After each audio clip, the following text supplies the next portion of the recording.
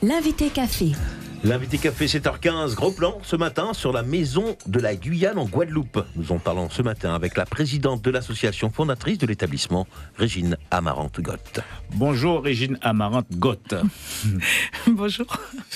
Alors, une maison de la Guyane en Guadeloupe, quel intérêt pour promouvoir la destination Guyane en Guadeloupe ou l'essentiel est ailleurs? C'est surtout pour faire découvrir la Guyane et puis qu'il y ait cet échange entre la Guyane et la Guadeloupe, puisqu'il faut savoir qu'en Guadeloupe, ils organisent beaucoup de manifestations, beaucoup d'échanges, mais la Guyane n'a jamais participé à aucune de ces manifestations et c'est la raison à laquelle que le travail... La Guyane est mise à l'écart, boycottée. Je dirais pas boycotter, je dirais plutôt que il manque un travail dans ce secteur-là et c'est la raison à laquelle que ça nous embêtait un petit peu d'aller dans des manifestations et qu'on voyait des îles, ils étaient représentés, sauf la Guyane. Et ensuite, on a surtout profité du jumelage qu'il y a eu entre de Lamentin et la commune de Montsinéry-Tonnégrande pour pouvoir mettre en place ce projet. C'était en 2017, ça? C'était en 2017 qu'il y a eu l'inauguration. Et à partir de ce moment, nous avons pris la décision de créer la Maison de la Guyane pour qu'il y ait une continuité de ce jumelage. Alors, quand certains parlent de coquilles vides, s'agissant de cette maison, ce n'est nullement le cas. Non, du tout. Du tout. Il faut savoir que la Maison de la Guyane a plusieurs pôles. Nous avons le pôle office du tourisme, le pôle administratif qui est spécialement dédié aux jeunes Guyanais provenant de la Guyane pour poursuivre leurs études, un accompagnement, logement et autres. Ensuite, nous avons un pôle épicerie où nous pourrons présenter tous les produits existants en Guyane, artisanal, vannerie et autres. Et ensuite, prochainement, le pôle restauration qui aura lieu le vendredi et le samedi soir pour pouvoir faire déguster tous les plats. Multipolaire. Véronique Betts. Est-ce que quelque part, votre association ne se substitue pas au comité du tourisme ou aux différentes collectivités locales qui auraient dû prendre en charge ce projet? Oui, tout à fait. C'est vrai que... lorsque j'ai rencontré le président Alex Madeleine, il me disait, CTG, donc il me disait que c'était sa volonté de pouvoir travailler avec la Guadeloupe et que c'était une très bonne initiative de ce que nous avons entrepris. Et puis, mais c'est une initiative privée. Voilà, c'est une initiative privée, c'est vrai. Et c'est parce que nous avons quitté la Guyane, disons, moi personnellement, j'ai quitté la Guyane plus de 20 ans, mais je suis toujours une Guyanaise, toujours une amoureuse de la Guyane. Et en sachant quand même, nous sommes plus de 3600 Guyanais en Guadeloupe. Et lorsque nous voyons qu'en Guadeloupe, qu'il y a autant d'associations créées par des différentes nations, et qu'on s'est dit, pourquoi pas la Guyane ? Puisque ça manque énormément de nous faire connaître ailleurs. Et la Guyanaise de souche que vous êtes, forcément, cela vous a interpellé. Oui, tout à fait. Olivier Damas. Alors justement, vous êtes financé comment? Par la Guadeloupe, par des fonds guadeloupéens? Alors, nous, pour le moment, nous n'avons pas de financement. Nous avons fait une demande de subvention. Pas du CTG? Alors, non, nous avons fait une demande de subvention auprès du Conseil régional de la Guadeloupe, comme toute association qui ont le droit de faire une demande de subvention. Ensuite, au niveau on local... vous soutient, mais on ne vous finance pas. Voilà, tout à fait. Et la mairie, le maire du Lamentin, M. Jocelyn Sapoti, nous a offert gracieusement des locaux pour pouvoir nous installer et présenter tout ce qu'on a sur la Guyane. Et votre présence ici en Guyane, c'est ce qu'il explique en fait? Vous êtes en prospection, tout à la recherche de soutien sonnante des collectivités locales? Oui, tout à fait. C'est vrai que on est surtout...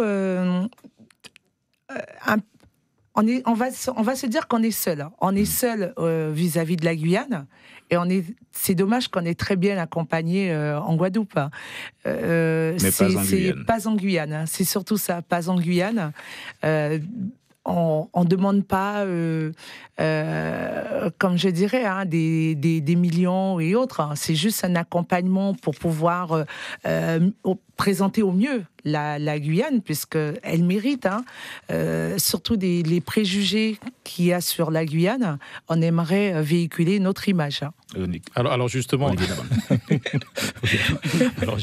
qu'est-ce qui vient vous voir, qui fréquente justement cette maison, qui est intéressé par cette maison de la Guyane? Alors, beaucoup de Guyanais. Oui.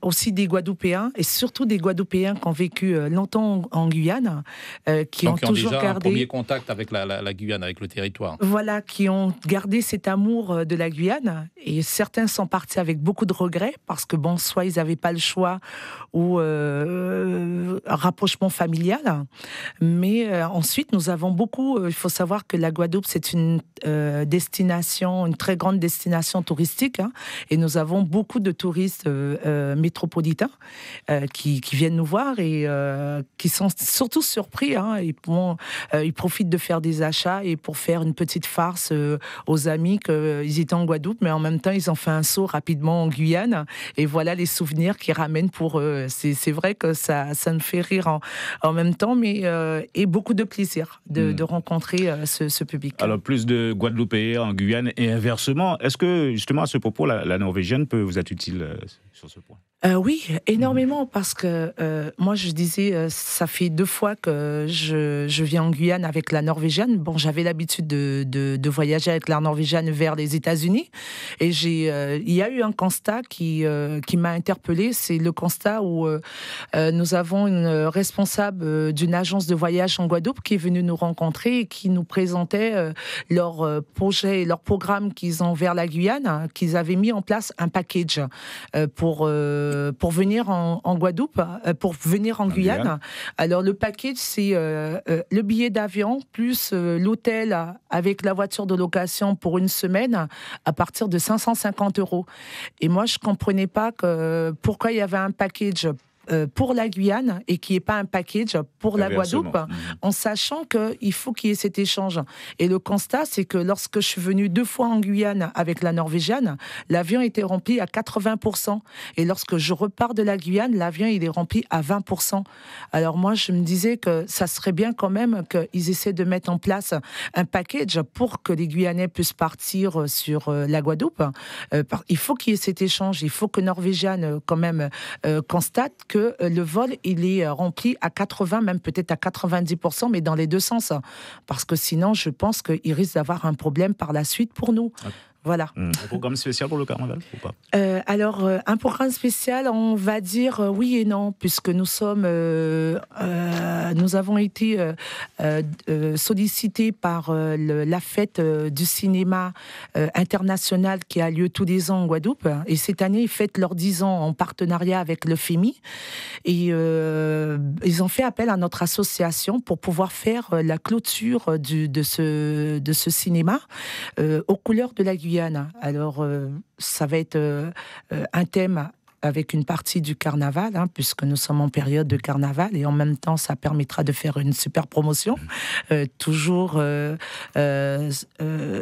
véhiculer cette très belle image que nous avons en Guyane. Et puis, la seconde partie, c'est faire découvrir quelques mets qu'on peut déguster en Guyane, surtout le couac. Beaucoup de projets donc à venir. Bon vent à cette maison de la Guyane en Guadeloupe. Régine Amarante-Gott, merci d'avoir répondu à nos questions ce matin. Merci. L'invité café. Suivez l'info sur Guyana Première, télé, radio et internet.